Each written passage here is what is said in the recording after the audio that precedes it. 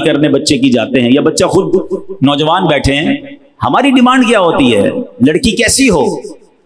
3-4 شرطیں، خوبصورت ہو، ذرا اچھا سا جہیز لے کر آئے، خاندان اچھا ہو، بس تعلیم یافتہ ہو تو اور اچھا ہے، 3-4 چیزیں۔ اچھا لڑکا کیسا ہونا چاہیے؟ اگر لڑکی والے مجھے سن رہے ہیں، بزرگ اپنے بچی کے لیے رشتہ ڈھونڈتے ہیں تو کیا دیکھتے ہیں؟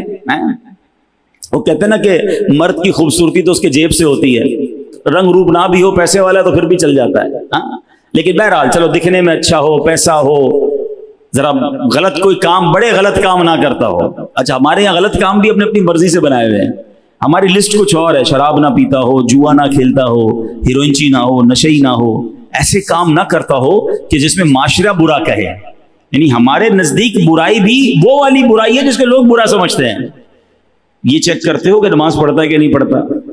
شراب پینا حرام، مگر نماز نہ پڑھنا اس سے بھی بڑا حرام، مگر بے نمازی کے تو کوئی پرابلم نہیں ہے۔ پیسے کتنے کماتا ہے یہ ضرور چیک کرتے ہیں، کدھر سے کماتا ہے یہ چیک کرتے ہیں۔ حرام کمانے والے کو اپنی بیٹی دینا چاہ رہے ہو، اور اگر خدا نہ خواستہ سود کا کام کر رہا ہے، سود کھانے والے کو تو اللہ سے جنگ کرنے والا کہا گیا، اللہ اس سے اعلان جنگ فرماتا ہے۔ تم اپنی بیٹی کا رشتہ اس کے ساتھ کر رہے ہو جو رب سے جنگ کر رہا ہے، بچے گا، بربادی ہونا ہے۔ اچھا پیسے حرام کے ہیں، آپ کی بچی کو بھی حرام کھلائے گا، آنے والی نسلوں کو بھی حرام کھلائے گا، بٹ nobody care، کون خیال کرتا ہے اس چیز کا؟ اللہ اکبر۔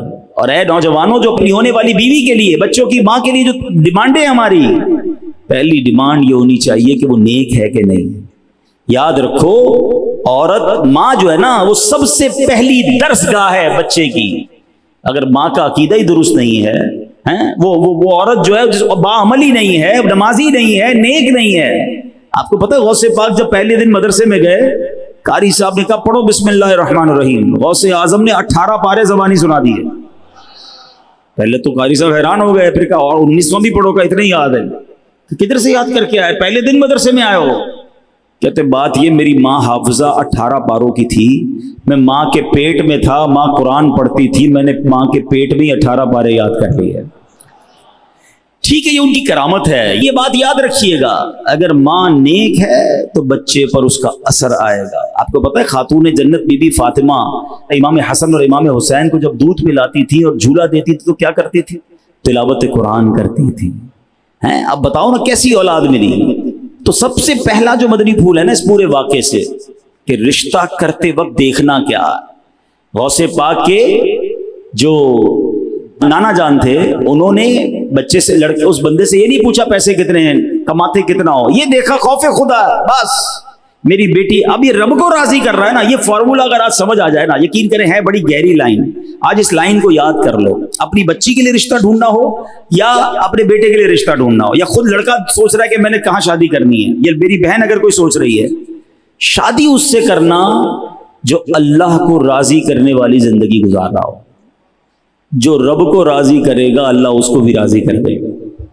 اس سے شادی مت کرنا یا ادھر رشتہ مت کرنا جو اللہ کو ناراض کر رہا ہے، کیونکہ اگر رب ناراض ہے نا تو لائف برباد ہو جانی ہے۔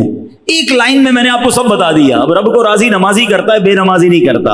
رب کو راضی حلال کمانے والا کرتا ہے، حرام کمانے والا نہیں کرتا۔ رب کو راضی پردہ کرنے والی خاتون کرتی ہے، بے پردہ نہیں کرتی۔ ارے جس کا عقیدہ ہی صحابہ اہل بیت یا اولیاء کرام کے بارے میں درست نہیں، وہ شادی کیوں کرنی ہے؟ ہمیں سب سے پہلے یہ دیکھنا ہے اس کا ایمان کیا ہے، اس کا عقیدہ کیا، اس کے اعمال کیا۔